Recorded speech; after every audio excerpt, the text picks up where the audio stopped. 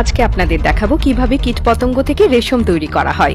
আমরা অনেকেই দামি রেশমি শাড়ি, পাঞ্জাবি কিংবা রেশমি কাপড় ব্যবহার করি, কিন্তু কখনো কি ভেবেছেন এই মসৃণ চকচকে রেশম সুতো কিভাবে তৈরি হয়? হয়তো অনেকে ভাবেন রেশম গাছের কোনো অংশ থেকে পাওয়া যায়, কিন্তু আসলে এটি আসে ছোট্ট রেশম পোকা থেকে, যা বিশাল ফ্যাক্টরিতে এক বিস্ময়কর প্রক্রিয়ার মধ্য দিয়ে সুতোয় পরিণত হয়। আজ আমরা জানবো কিভাবে সাধারণ পোকা বিশাল ফ্যাক্টরিতে প্রক্রিয়াজাত হয়ে মূল্যবান রেশম সুতোয় পরিণত হয়। প্রথম ধাপে রেশম পোকার ডিম সংগ্রহ করা হয়।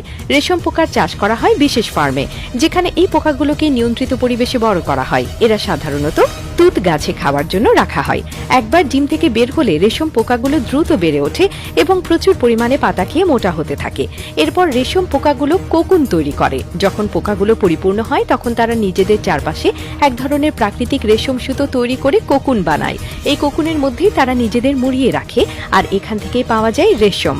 এরপর কোকুন সংগ্রহ করে প্রক্রিয়াজাত করা হয়। ফ্যাক্টরিতে এগুলো প্রথমে বিশাল পানির ট্যাঙ্কে সিদ্ধ করা হয়, যাতে রেশমের তন্তুগুলো আলগা হয়ে যায় এবং সহজে সুতোতে পরিণত করা যায়। এরপর সুতো বের করার ধাপ শুরু হয়। প্রতিটি কোকুন থেকে সূক্ষ্ম সুতো বের করা হয় এবং একাধিক সুতাকে পেঁচিয়ে একসঙ্গে শক্ত ও মজবুত রেশম সুতো তৈরি করা হয়।